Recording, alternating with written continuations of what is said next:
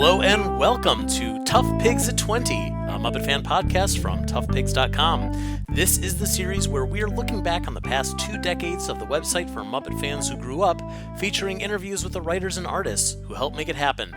Our guest today joined the Tough Pigs team in 2014, having authored over 50 articles.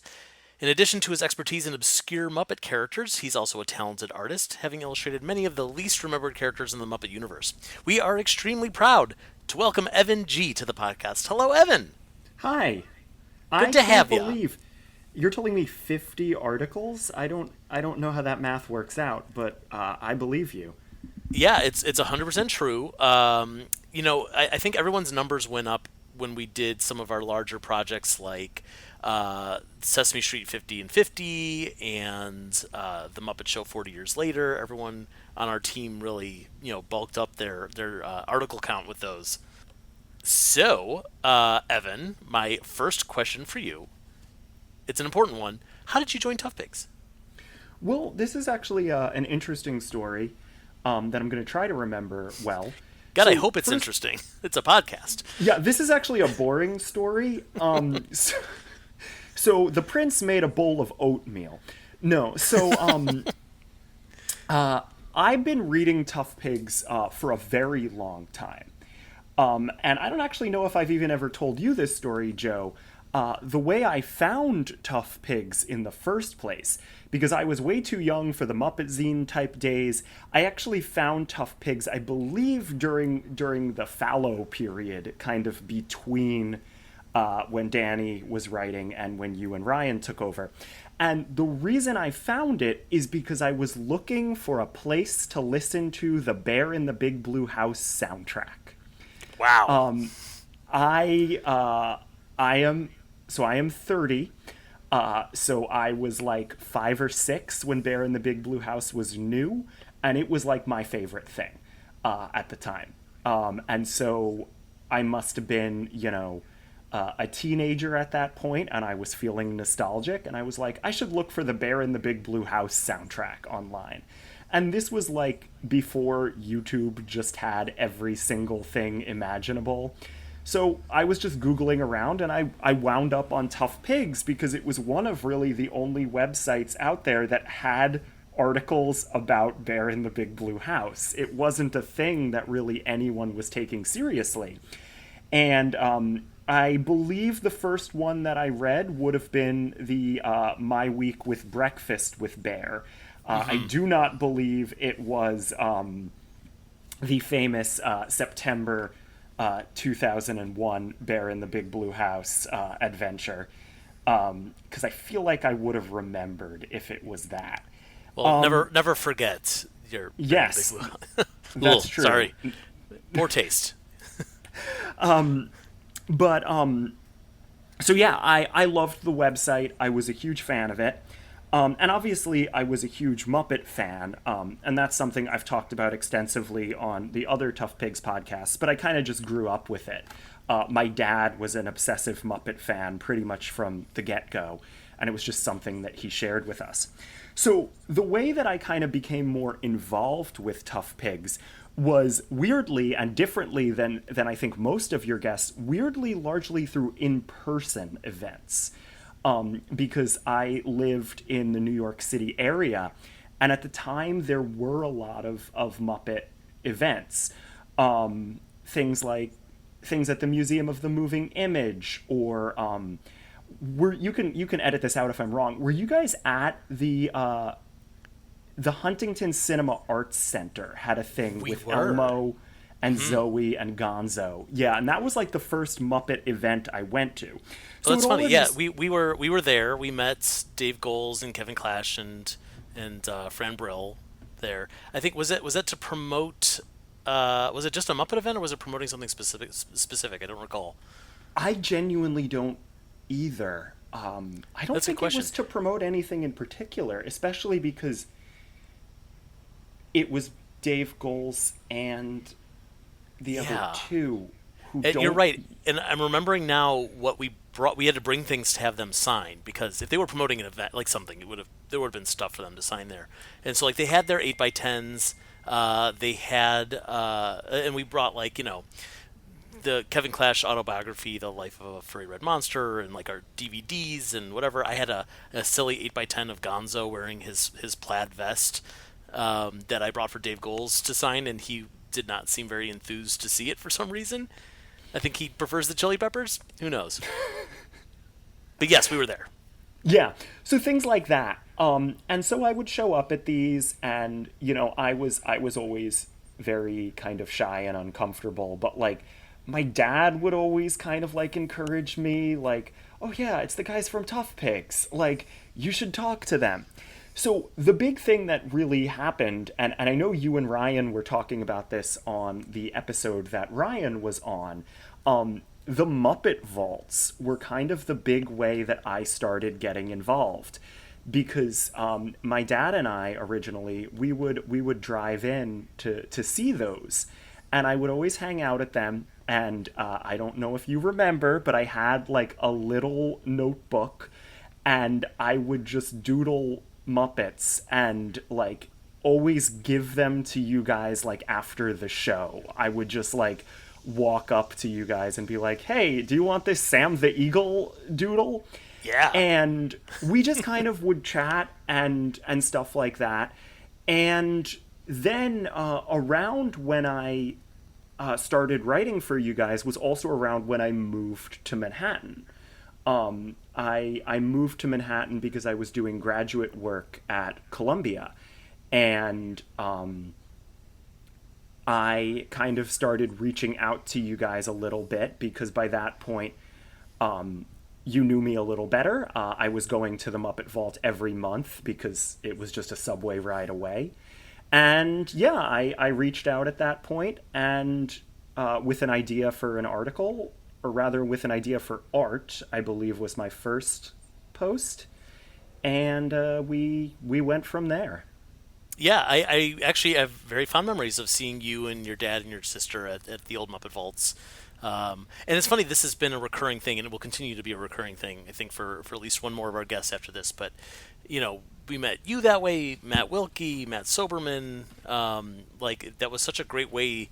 It was a great way for Muppet fans to convene, and I didn't know it at the time, but it obviously became a good way for recruiting new ToughPigs writers, which is a shame that we're unable to continue doing those, because it'd be great to add to our team that way. But no, I remember fondly seeing you guys there, and I thought it was really cool that your dad was so into Muppets. It wasn't just like, because there was always like younger people or kids, and then later when we would do evening shows, not, you know what I mean, young adults who would come, and like sometimes they would drag their parents with them, but this was not the case. Like, your dad was jazzed to be there and to like geek out with us about some of the fun Muppet stuff we were showing.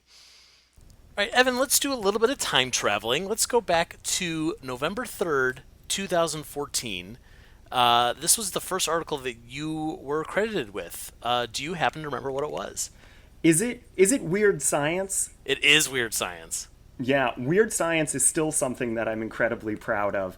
And it really started what one of my big kind of ToughPigs things is, which is doing way too much research for something that does not really matter.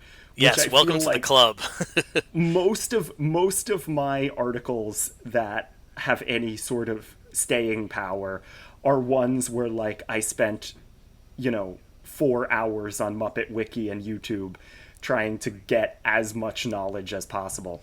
So Weird Science was an article, I believe you guys may have suggested it to me. Yeah, it was something that I had definitely wanted on our website for a long time, but I knew it would take some research, which is why I had never done it myself. So I was very grateful that you picked up the slack on that one.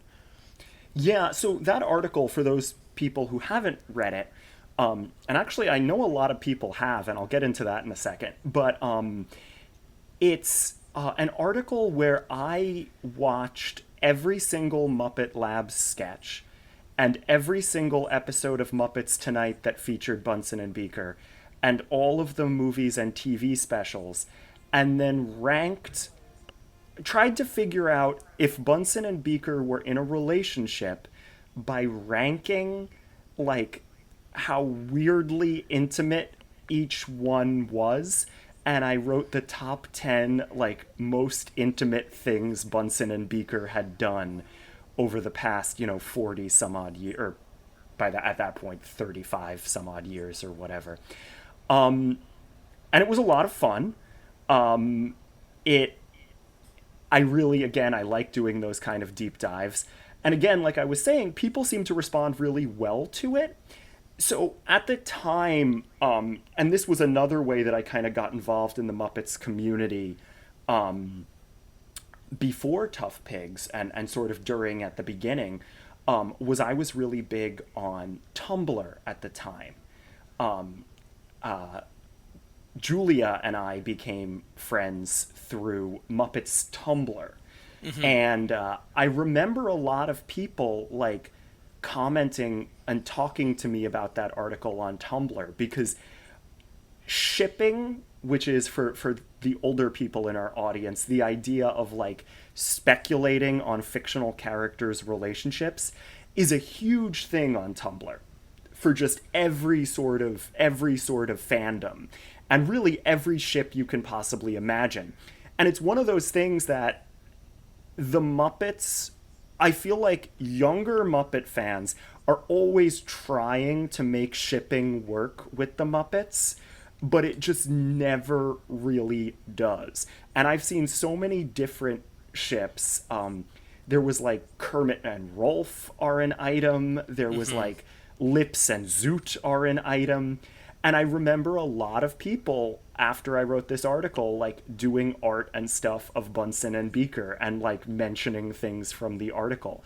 And it was weird that like quickly became my calling card, but it did. And that was weird science. Yeah, and what's interesting too is like you wrote that article in 2014, and like a year later, there would be like almost confirmation that Bunsen and Beaker were in some sort of relationship through the Muppets sitcom, which is I'm glad that you got this article out before that happened, but also the article feels slightly incomplete because and Yeah. I also asked Dave Goles about this once on the record, and you could tell that he was prepared with a non-answer. Of just like, Richard and I would just have fun in those days, but like, I bet he knows. Like, you could tell he's like, of course that's what we were doing. Like, the innuendo is all over the place. Certainly, I feel like certainly by the Muppets Tonight days, and I know it was like, I think it's number 3 or number 2 on my list. Who remembers? But like the whole one, it's the one with George Takei, where it's basically like and Andy McDowell, and it's basically staged like a breakup, like Bunsen trying to bounce back from a bad breakup because Beaker goes on a Star Trek cruise, and Right. there's no way that it can be like interpreted any other way. It's clearly a parody of those kind of movies. Right. Yeah, 100%. You mentioned just before we were talking about this article that you had pitched an art project for Tough Pigs, in those early days when we met you. You've done a lot of really fun art things. Like we can segue into talking about that. But what was that first one that you had pitched to us? The first one that I had pitched was Muppets in ugly holiday sweaters. And It kind of speaks for itself. yeah, was that December 2014, or was that Yeah, 2015? that was in December of 2014. Yeah, so I remember that the first one I drew was the Beaker one, and that was just sort of, it wasn't even like I was trying to. I was just drawing Beaker, and then, to be funny, I put him in a giant sweater because Beaker does that thing where he recoils his head into his shirt sometimes. Right. So I drew that, and then I was like, oh, that was fun. And then I just kept drawing them. And it wasn't even like something that I had intended to be an article. And then when I had like 3 or 4 of them done, I reached out to you. There's something like 8 different Muppets in that, and like everyone from Kermit to Big Mean Carl and Pepe. It was a lot of fun. And again, I remember I was at Columbia at the time, and I actually used the document scanner in Columbia's library to scan those to a flash drive so I could color them in on Photoshop. Yeah, great. I'm glad you were able to take advantage of the school that you probably paid several hundred thousands of dollars to. Yeah. Yeah. No, I'm looking at it now. There's 9 of them, and what I find interesting about this one in particular is like, okay, so Sam the Eagle has a star. Rolf the dog has one that says "Bark the Herald Angels Sing." Pepe has one that says "I've been naughty," but the rest of them, they're all just like kind of wearing like cool Christmas sweaters, with interesting patterns and plaids and snowflakes and things. It's kind of like it doesn't have to be a joke. I think that you actually gave them all like really classy clothes to wear here. Yeah, it wasn't necessarily a joke. It was just like they're wearing sweaters. Right. What would that look like? Let's find out. Yeah, I love it. Some of the other art that you've done on the website that I appreciate. Well, I mean, my favorite that you've ever done was definitely the one where you drew all of the Muppet Christmas Carol background characters that have origins in Fraggle Rock. Yeah, I mean, I still reference it all the time. That's my favorite thing I've ever produced for ToughPigs, because I think that is the perfect intersection of the two, again, like, special skills that I kind of bring to the ToughPigs table, because it's got that. It was a combination of that, my love of drawing, the Muppets, and especially these more obscure Muppet characters, and my love of like doing the research on Muppet Wiki and figuring out like, so where else is Brule the Minstrel? Like it's and I have to give credit obviously to the Muppet Wiki editors. I've only actually edited Muppet Wiki once, but I love, they do such a great job, and I love kind of sharing that information with everybody else. And sure. It was fun. Yeah. It was fun. The article ends with me trying to figure out the history of this one pink monster who I thought was on Fraggle Rock but wasn't. And I decided was named the Computer Monster, even though he doesn't seem to have a name. He does now. This is how a lot of Muppet things get names, is the fans just decide, you know what? Like, we want Fat Blue to be Mr. Johnson, and now it's canon. The fans did that. Speaking of, I should say that an article I did for The Great Cookie Thief, I seem to have accidentally named all of those fake works of art used in the special, because Muppet Wiki uses them as the real names. So this is the first time I'm saying this on the record. I'm sorry, Scott. I'm sorry, Shane. I'm sorry everybody on that Sesame team there. But yeah, the press kit didn't give them actual names. I must have it somewhere. Didn't have them. The good people at the Sesame Street props department are welcome to reach out to us at any time. Yeah, please. To correct us on anything. Listen, I would love to talk to you about those. The one that's the persistence of memory, except it's a cookie in front of Mr. Noodle's face. Not the persistence of memory. It's the Magritte picture with the apple. Yeah, with the apple. Yeah, there's a name for it. Yeah, I mean, and I gave the Mr. Noodle one a name. The Son of Man. It's called the Son of Man. That's the name, the Son of Man. Thank you, Google. See, I don't know things. I believe I named it the Brother of Noodle. Great.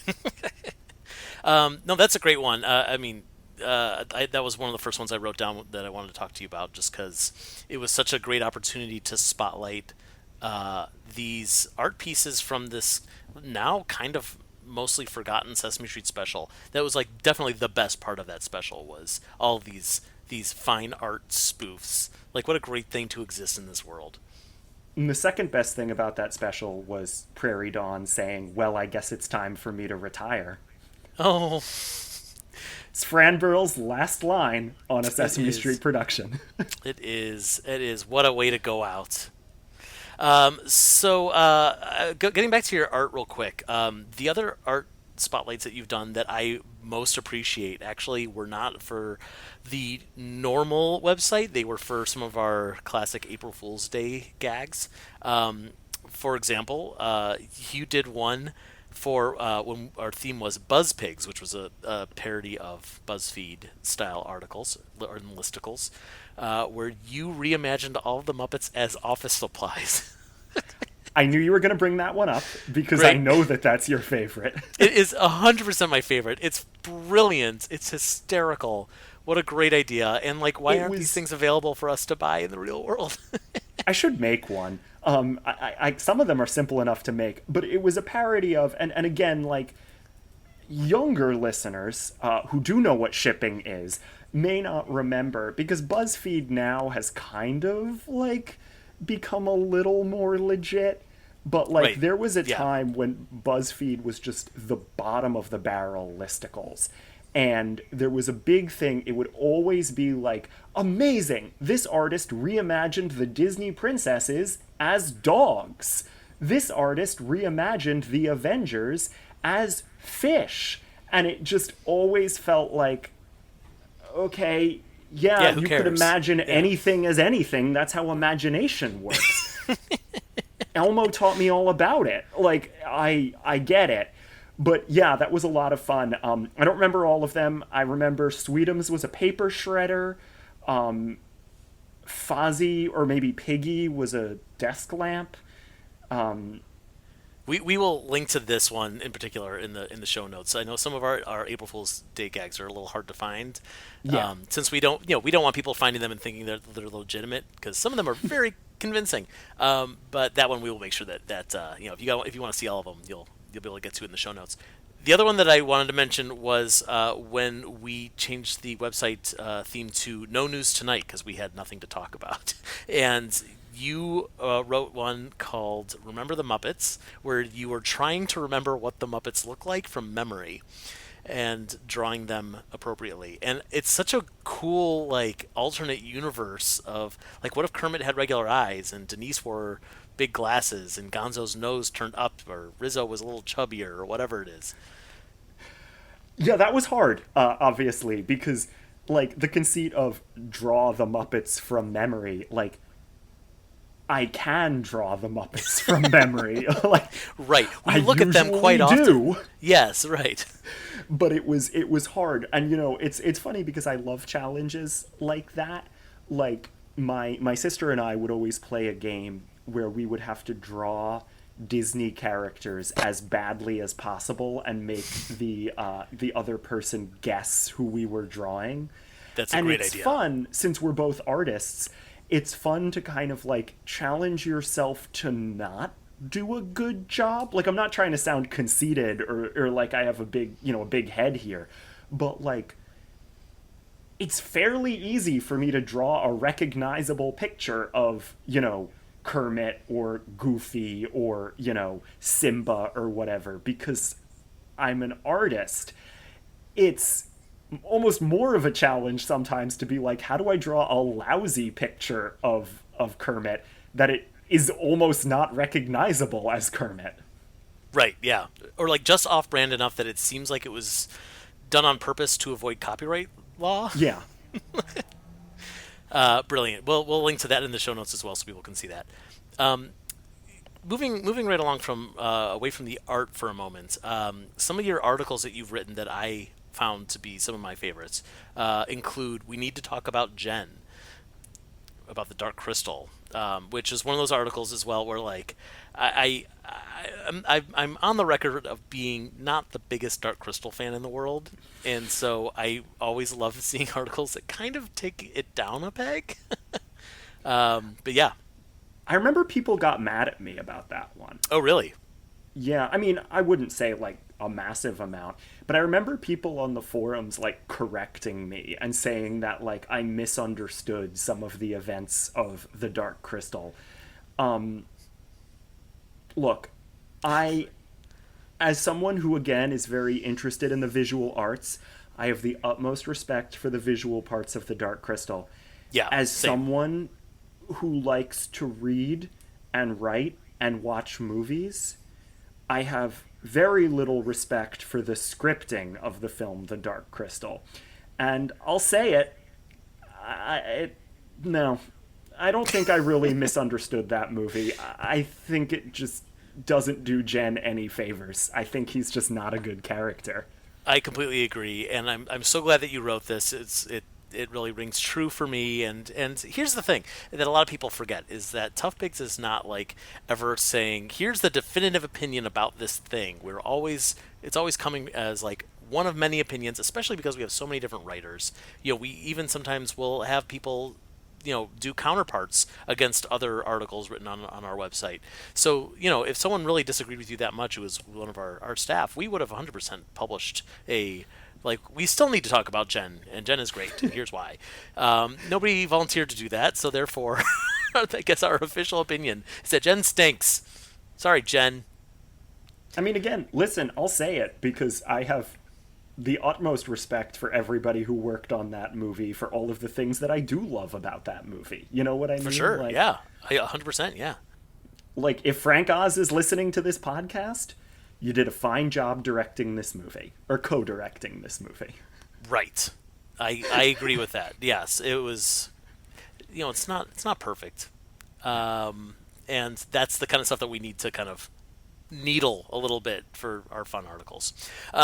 Someone who does not stink, like Jen, is Joe the Legal Weasel. And you wrote one of the first articles, if not the first article, about this new Muppet character that debuted with Muppets Now. The history of Joe the Legal Weasel. This was a fun one because, again, like the Muppet Christmas Carol one, it really involved that kind of deep dive onto Muppet Wiki. Because the article's conceit is that Joe the Legal Weasel is actually the prairie dog puppet from the Nothing But Blue Skies number on The Muppet Show. And like with the idea that they reused these Fraggle Rock puppets on Muppet Christmas Carol, I'm fascinated by the idea that of the Muppets reusing puppets. And they do it all the time. There's such a long legacy of it, dating back to obviously Sam and Friends even is almost entirely based on the idea that these puppets are each doing different roles.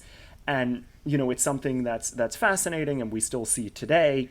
And I love that stuff. And I love looking it up and, needing to read about things like, oh yeah, I guess he was a groundhog in Neat Stuff to Know and Do. Muppet special I'm pretty sure only I have ever seen. And it was I've a lot seen of fun. Don't remember it, but I've technically seen it. Yeah, well, if you want to learn how to hang a spoon on your nose, that's in there. If you want to learn how to skip a stone, Jim Henson will teach you how to do that in there. If you want to learn how to make friends with a dog, if you want to learn how to land an airplane on an aircraft carrier, if you want to learn... Wait, do they teach you how to land an airplane on an aircraft? What a neat stuff to learn and do. Wow. Yeah, I assume that's not one of the ones that you should do. It's well, more I like don't know. neat stuff to learn or do. Great. Is Jim Henson the one who lands the aircraft carrier? Yes, he's like, let me teach you how to skip a stone and then hop in the cockpit with me, kid. We're going for a ride. Interestingly, it works the same way. You have to skip your airplane across the ocean to land it on the aircraft.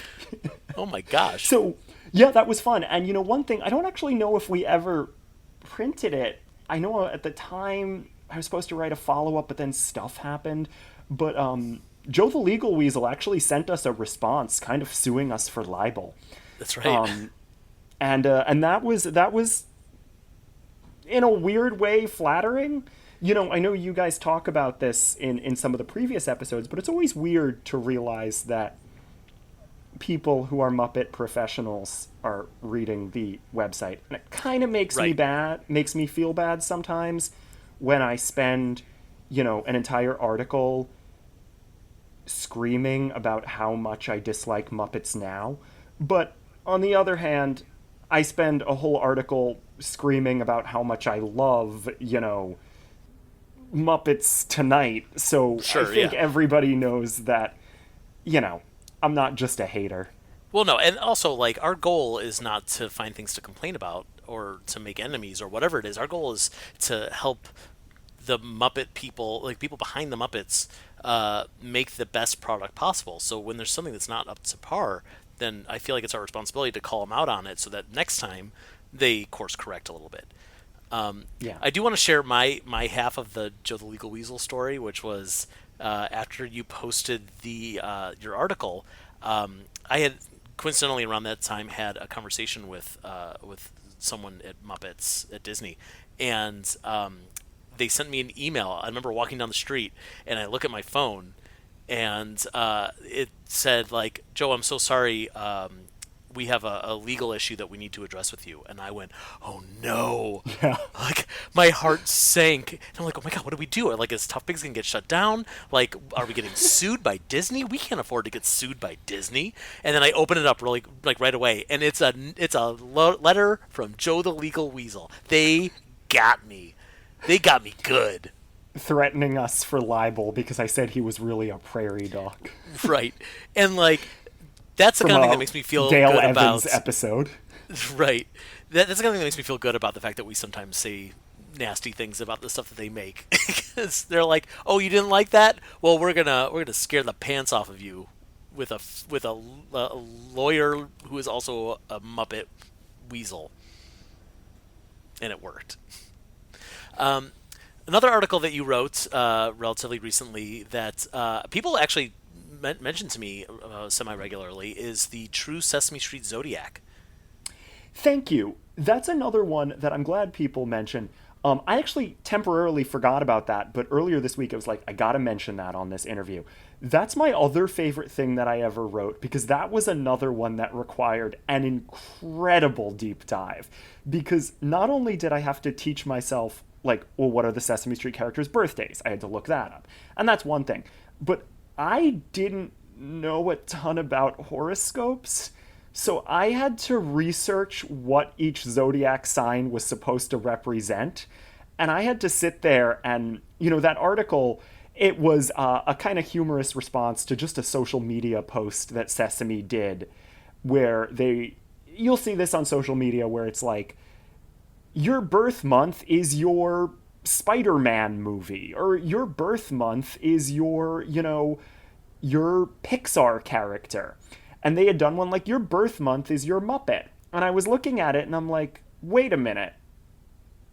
These birth months don't actually match up with the established birth months of the characters. Because of course, somehow I knew that, like, not somehow, I know how I knew that coming in. I care way too much about this stuff. But like, I know some of the Muppets' birthdays by heart, and I'm like, wait a minute. That's not when that character was born.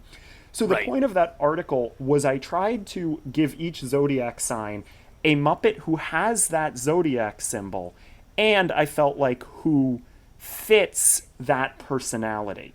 And it was a lot of fun. That's the kind of stuff that I love to do. And I'm proud of how it came out, although I do wish, after writing it, Warwick Brownlow Pike mentioned on Twitter Gonger's birthday, which had not been established previously to me writing this article. And I would have switched Gonger and Sam the Robot had I known when Gonger's birthday was. So a couple things about that. One was that the piece that you're missing is that the Sesame Street social media released that image of like, your Muppet is your birthday month. But this was at least the second and I think the third time they had done this and used completely different characters for different months or for different zodiac signs. And that to me is like, wait a minute. So am I a Cookie Monster? Am I an Ernie? Like, make up your mind. The other thing that I hate about this article is I am a Capricorn. Mm-hmm. And you assigned me Wolfgang the Seal because, I don't know, man, like, he's the only Capricorn. Like, there was no reason behind it. And I'm like, no, could have had a Muppet. Could have had a good reason. But nope, I'm just the barking seal that sometimes balances things on my nose. I was really stuck. Hey, listen, you're best friends with Uncle Wally. I was really stuck on Capricorn. I remember the reason that I was looking for, the reason that I gave is that Capricorn is a goat with a tail, which basically looks like a seal, which has nothing to do with personality. No. But that was the reason I gave. Looking now, yeah, it's just, there's a real shortage of like mid-late December Muppets. It's like Little Bird, Alice Snuffleupagus, Wolfgang, and Isabel from the Furchester Hotel. So Oh, like, didn't know Isabel had a. Oh, I like Isabel. Isabel is a bell. yeah, she sure is, but wasn't giving me a lot of options. Yeah, that's fair. That's fair. All right. Well, we need to create a new Muppet and give it my birthday. I think Yeah, to the one that looks and sounds exactly like me. Um, sure. Sure, why not? One more article I wanted to mention, and this is a very recent one as of the time that we're posting this, but recently you wrote an article called Understanding Pepe the King Prawn, which I thought was a really clever idea for an article. Why don't you explain what that was? Yeah, so this was another one where I got to test my research mettle. And this was a fun one because, unlike the other ones, instead of just researching using Muppet Wiki, I actually had to get out there and hit the streets, as it were. Because in this article, I tried to interview as many of my friends as I could who aren't like Muppet diehards. You know, some of them like the Muppets just fine. You know, have seen the movies and stuff, but like who aren't regular Tough Pigs readers. And I interviewed them to find out what they remembered about Pepe the King Prawn. Because I mentioned in the article, I love Pepe. I'm of the age where he's always kind of been part of the Muppets in my mind. Because again, I'm 30, Muppets Tonight is like 25 at this point, so it's around the same thing. But it occurred to me that he they keep using him in everything. You know, he's doing the promo circuit for Muppets Now. He's doing the promo circuit for Haunted Mansion, and that hasn't come out yet as we're recording, but it seems like he's featured pretty prominently in it. And yet, I don't think that most people have seen things with Pepe in them, because he isn't in most of the classic things that you hear people watching. You can't rewatch Muppets Tonight outside of blurry YouTube videos. Muppets from Space isn't streaming on any of the major platforms. And in the Jason Segel movie and Muppets Most Wanted, he's like barely there. And yet they keep treating him as if he's a core member of the gang. And I remember talking to Anthony and Ryan about this. Those of you who own the Muppets 2011 Blu-ray, he's on the spine of the DVD of the disc. He's on the side of the box, and he has one line in that movie. He literally just exists for a fat joke about Miss Piggy. He doesn't appear in any other scene. So I'm so confused about this, and I decided I was going to do some research to find it out. And it was fun to do because my friends gave me some real silly answers.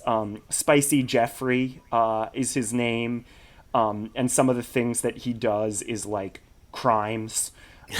He does, though. Yeah, that's not really wrong. I said that in the article. But it was a lot of fun. And one of the other things that I liked about writing it, and I kind of end by saying this, it's like, given that people seem to be okay with Pepe, even though they can't remember where they saw him before, the Muppets should really feel comfortable introducing more new characters. Because they don't even need to do a fanfare about it. If Gonzo was promoting this with, some sort of cool looking, monster, if they want to make it so Blue Frackle now, like, has major speaking roles, don't think people would question it as much as I feel like sometimes Disney fears they would. I think you're right. I think as long as they look like a Muppet and kind of have a Muppety quality to them, like, casual fans will accept it, and the diehard fans will go, wait a minute, who is this? I want to know more about them. They're not going to reject it because it's new, unfamiliar. Yeah. I mean, look at Joe the Legal Weasel. Like, he came out of nowhere, and immediately, like, everyone just glommed onto him, I'm glad you mentioned Spicy Jeffrey. That's easily the best part of this article, is all the wrong answers for what Pepe's name is. I just want to read them out loud because they're hysterical. Shrimpy, Fun Guy Shrimp, Something About Being a Shrimp, Pietro or maybe Francisco, Cronaldo, Muppetto, Spicy Jeffrey. I do not know, but I love them. Grub, Crazy Something, and Skrelto. And then the one technically correct answer was not Gonzo. It's not. I can't argue with that. My favorite was the Crazy Something, because again, and I mention it later in the article, that was a friend of mine, and I know who it was, even though the survey was anonymous. But I know who it was because she apologized to me later. She was like, I thought he was the one who blew things up, Crazy Something. And I was like, Crazy Harry? And I sent a picture of Crazy Harry, and she goes, No, I guess I wasn't thinking of Crazy Harry. I was thinking of the one with the fish.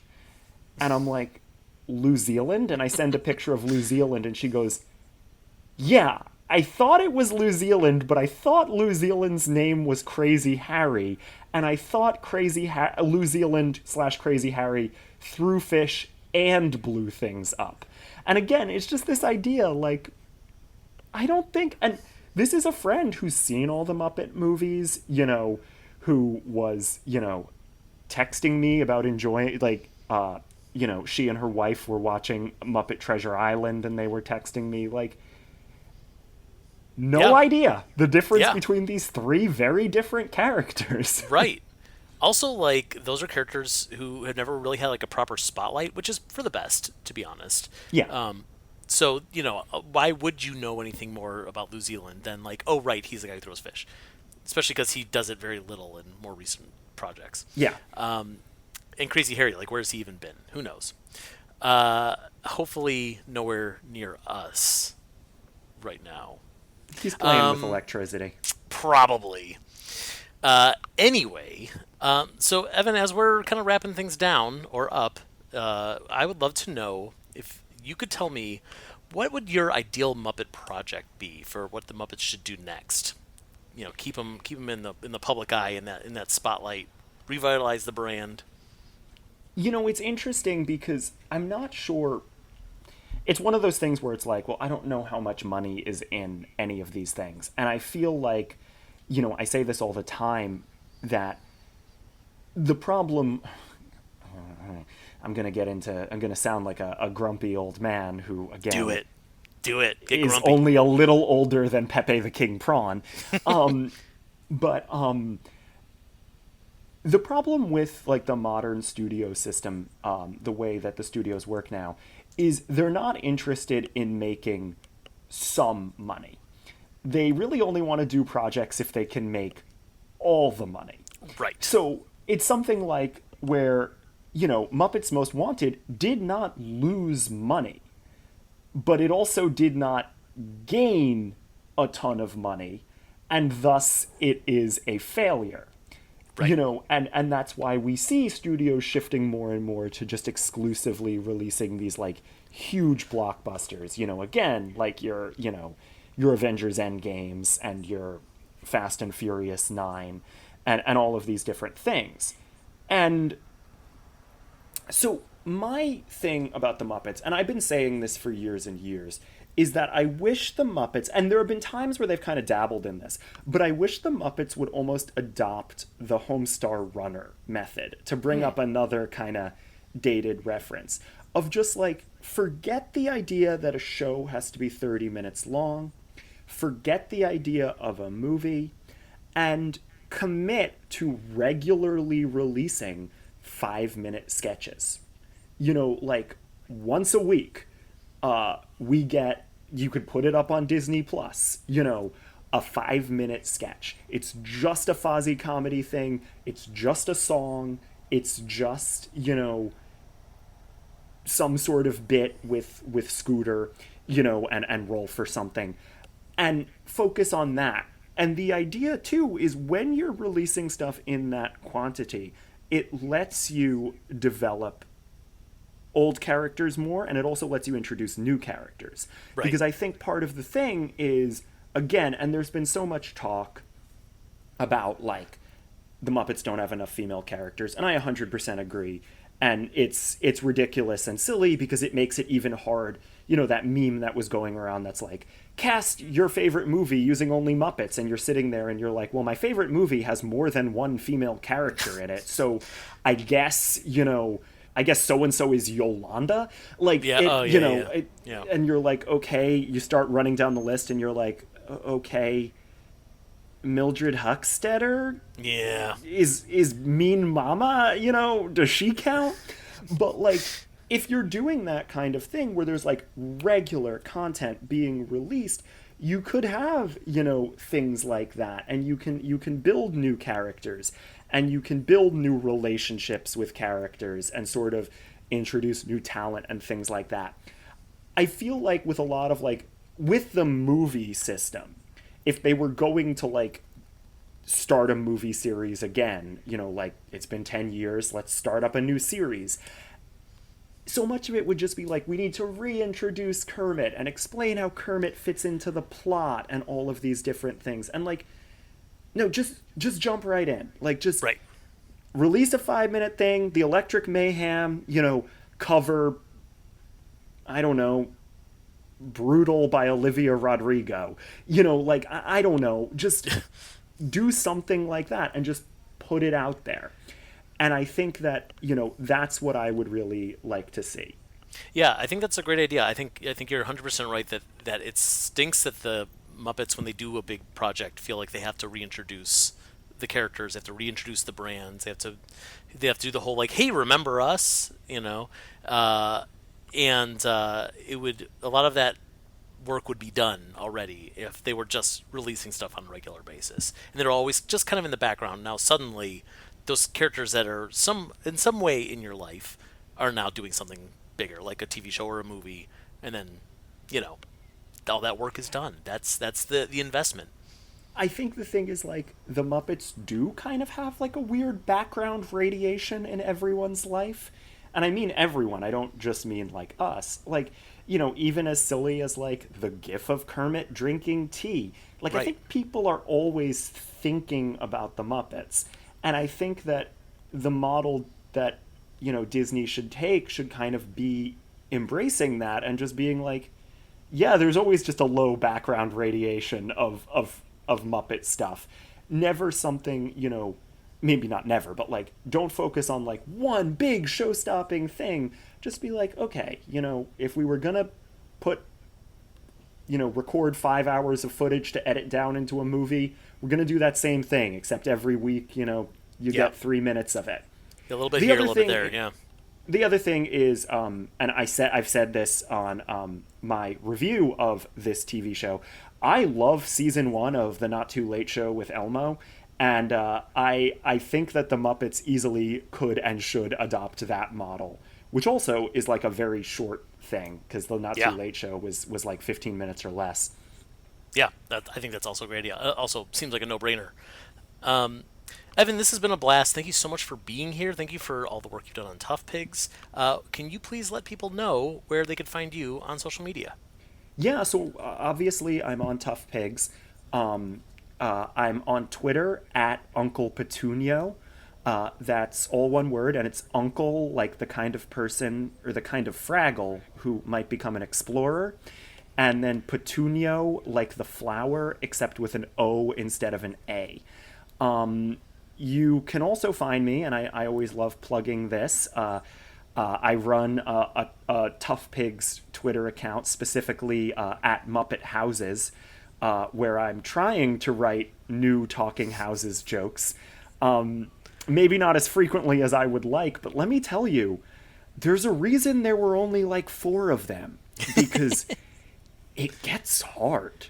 I'm so glad that you're running that account, by the way. Like, that was... I'm sorry that we didn't get a chance to talk more about that, but, like, it's such there's a not dumb much idea. to say. Right. It's such a dumb idea, and I'm so glad that you've taken the reins with it, and you are running with Muppet Houses, because it's my favorite thing in the world.